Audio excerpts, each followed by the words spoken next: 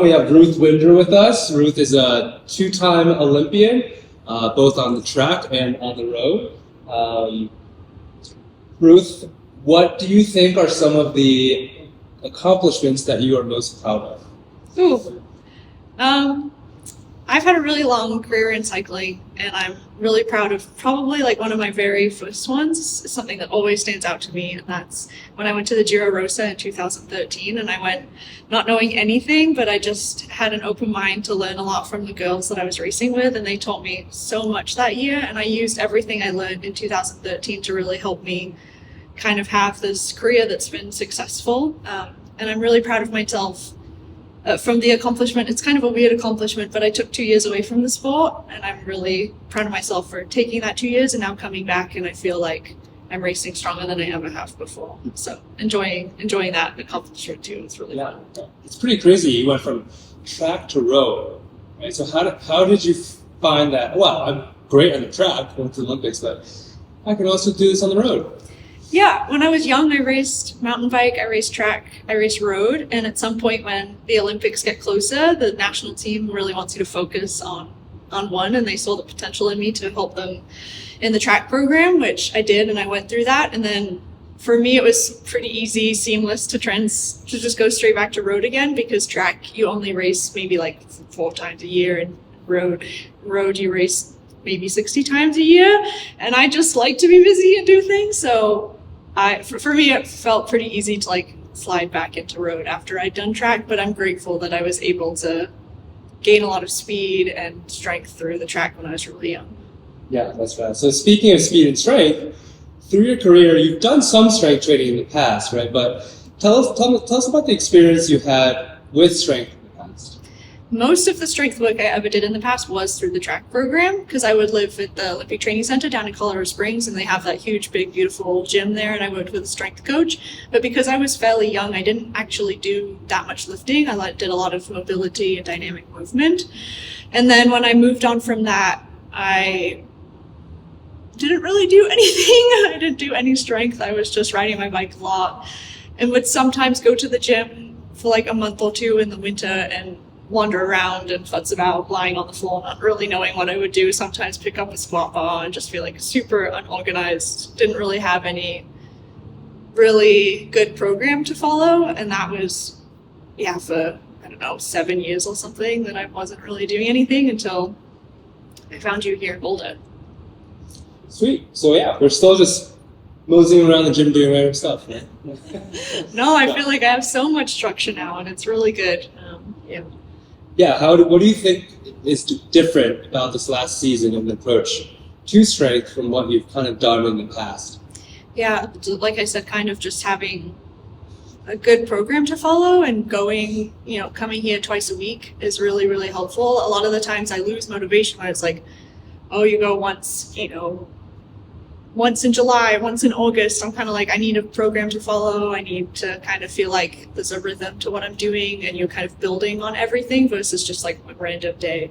And when we started, it's got to be almost a year ago now that I think I started working with you, it was the first time that it was like, okay, you're coming twice a week, you're following this schedule, there's a reason to why we're doing the movements that we're doing, and building strength in a way that's really complementary to the sport that you're doing. And that's been so different from anything I've done in the past versus being like, I guess I should squat because like that's what I've seen in a YouTube video about cyclists squatting, and this seems to have just a lot of purpose behind it. Yeah, the first month we didn't really touch weight, right? We did an assessment, and you were super balanced on the bike, 50-50 on the pedals, but then we went on the force plates, and it was like, I believe 37% asymmetry. Yeah. Like, whoa, it's crazy.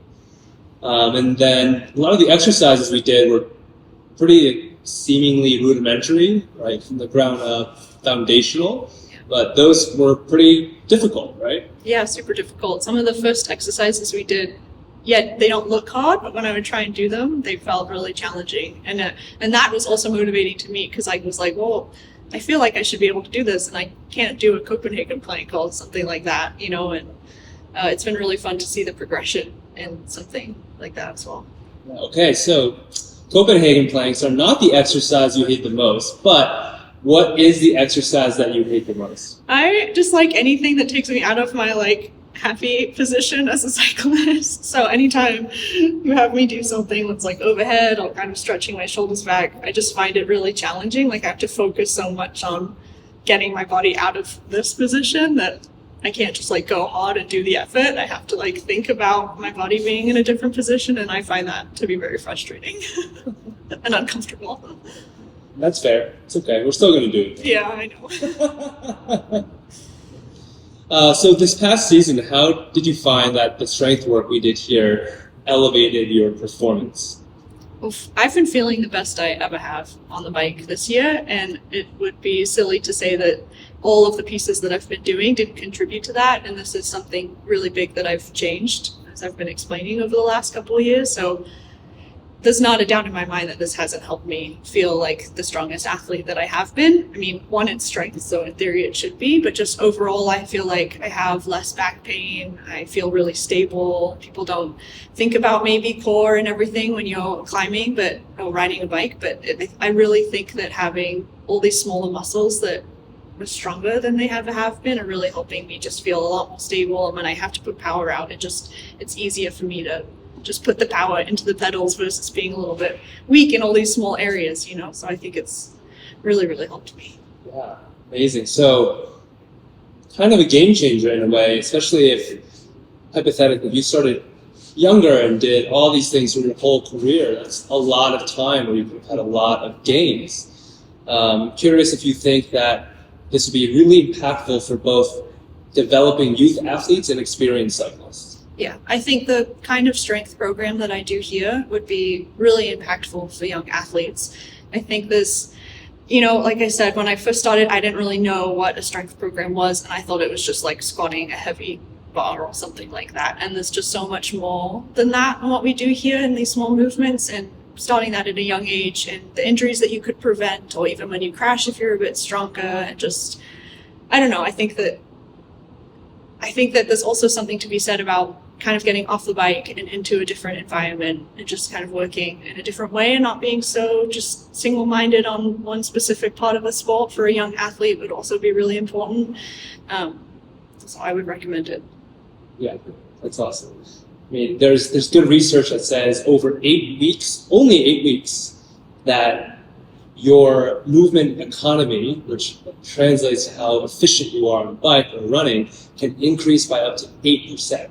Over just 8 weeks. So over 24 weeks, what we saw was that your asymmetry overall decreased from 37% to under 10%. So we had an over 20-something percentage increase or decrease in asymmetry, which is pretty freaking massive if you're considering that cycling is all about efficiency. Yeah, no, it was really, really interesting to see those numbers and do that evaluation when we first came in, and then kind of check it again and have those to refer to. It's, yeah, I knew I was feeling better, but also to have like some numbers to really look at and be constructive about. You are feeling stronger because we have made big changes. So it's cool. Okay, speaking about a different environment, we're talking cycling favorite pastries. What is your favorite pastry in the Boulder area, and from where? Well, if anybody really knows me, they know that I take great pride in knowing about every bakery that is in Boulder County. And so this question is a little bit hard to answer, but I think for the location of like close to downtown Boulder, I'd have to pick Dry Storage. That croissant is super delicious, and that's really friendly there. I love going in places and seeing the same people all the time, and there when I go to Dry Storage, I generally see the same people working. That makes me feel like they're happy employees and like what they do. But if you're willing to travel a little bit further away, then in Longmont is Babette's Bakery, and it's pretty delicious too.